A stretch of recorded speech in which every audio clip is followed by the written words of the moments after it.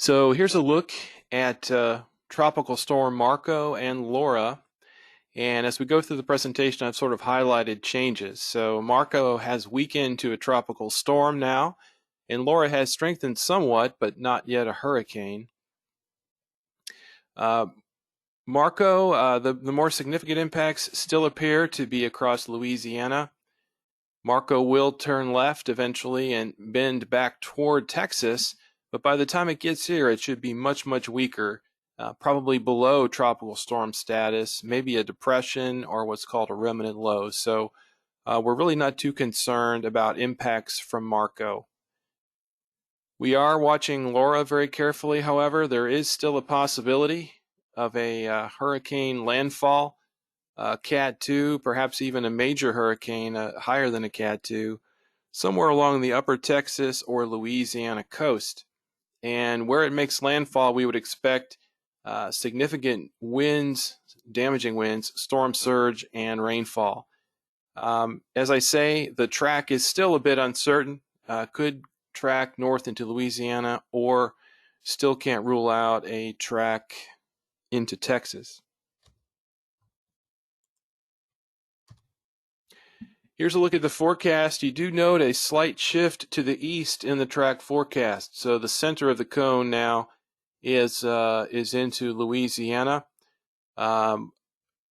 Texas is still on the on the western edge of the cone, and so there has been some trend in some of the guidance to shift slightly to the east, but we still do have a number of models that take the storm sort of on the left edge of the cone you see there, much closer to our area. So a slight shift to the east, which would of course be better for us, but we're still uncertain. We can't really rule out that direct hit yet.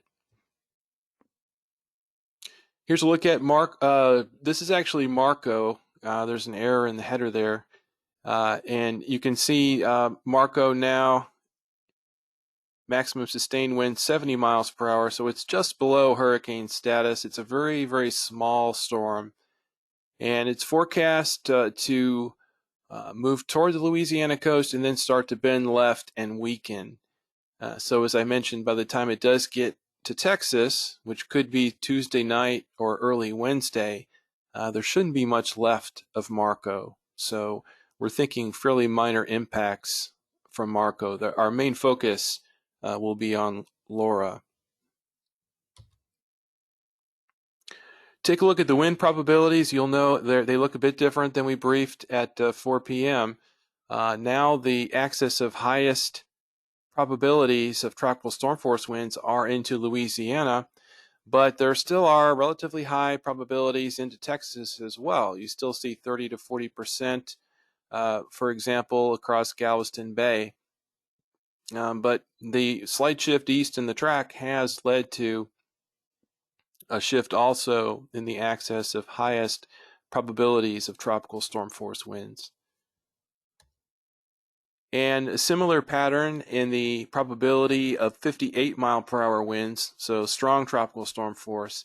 And you can see those maximum values are, with this change in the forecast, focused on Louisiana. As I said earlier, we still have some solutions in the hurricane models that do run kind of the left-hand side of this. So, there is still that possibility. What about timing of tropical storm force winds? This is very similar to what we saw earlier. The tropical storm force winds most likely arriving Wednesday afternoon or evening. And again, the highest probability now into Louisiana, but we cannot rule out a more direct strike at this point. And as we spoke of earlier today, if we were to get a direct hit from a Category 2 storm, these surge maps give us an idea of how high the water could be above ground. And again, this is basically a map showing the depth of the water from a direct hit of a worst case Category 2. So we've got a lot of red on the map there. Those are all 9 to 15 feet above ground, water above ground, 6 to 9 in orange, and 3 to 6 in yellow. And we won't go into the details that we did earlier today, but again, you get the idea of the risk pattern there.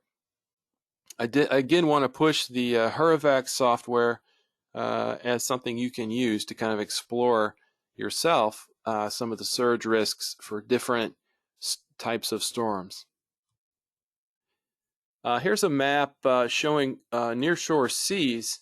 This is something that they generated at the office, something that we didn't show earlier today, showing our forecast for significant wave height for the nearshore waters. I know that's an important factor for the Coast Guard and others, but you can see those seas building. Of course, it's going to depend somewhat on the track of the storm, but even with a nearby track, we're going to get some big waves being emanated out from the hurricane. So we're looking at seas there 8 to 10 feet, even perhaps a little bit further offshore, 10 to 12 feet. And that would be even higher if we get a more direct track toward our area. Rainfall, no change here. This is something we showed earlier. We do have that swath of 5 to 10 inches.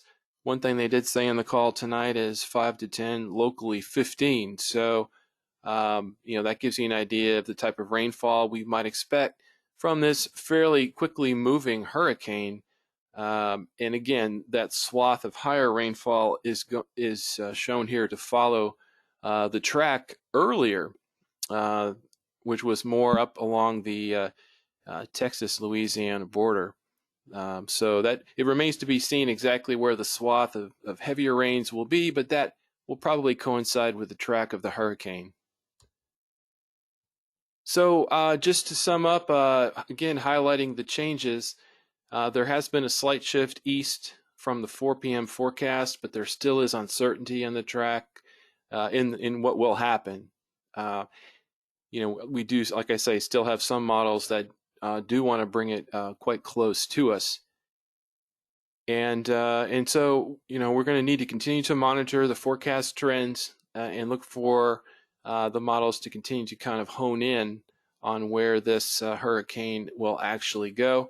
Forecast is for Laura to be a Category 2, a high-end Category 2, not far from a Category 3. So as we spoke about earlier, it's kind of a common practice to sort of add a category, add one to the category for planning purposes. So not out of the question we could see a Cat 3 even with a storm like this.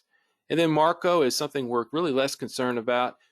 Even though it's a strong tropical storm now, a very small one, it is expected to weaken significantly before it gets to Texas. And so that's all I have. I'm going to stop